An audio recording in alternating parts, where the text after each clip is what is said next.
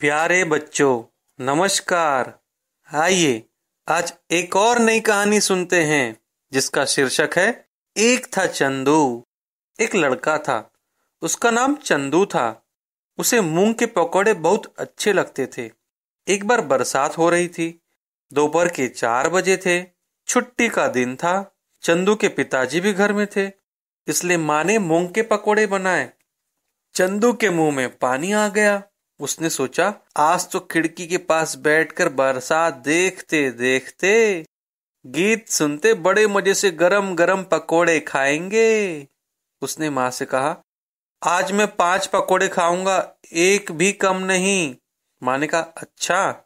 इसके बाद माँ ने पकोड़े बनाना शुरू किया। सबसे पहले 2 पकोड़े कटोरी में दिए। चंदू बोला, यह तो 2 ही है, मुझे तो 5 पकोड़े चाहिए। माँ ने 2 पकोड़े और दिए। चंदू बोला, अभी तो 4 पकोड़े ही हुए हैं, एक और 2 तब 5 होंगे।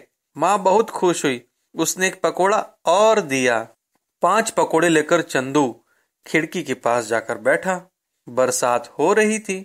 ध्वनि मुद्रिका पर बहुत अच्छी बांसुरी की धुन बज रही थी। ऐसा लगता जैसे कृष्ण बांसुरी बजा रहे हो। चंदू को बहुत आनंद आ रहा था। उसने एक पकोड़ा लिया और चखा। वाह, बहुत अच्छे बने हैं। सही में माँ बहुत अच्छी रसोई बनाती है। इतने में ही किसी ने द्वार खटखटाया। चंदू ने देखा तो उसका दोस्त था।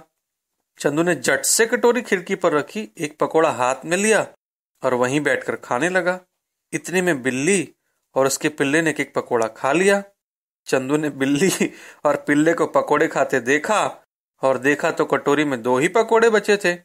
उसने तुरंत कहा, अरे मेरी भूल हो गई, तुम्हें पहले ही दे देना चाहिए था।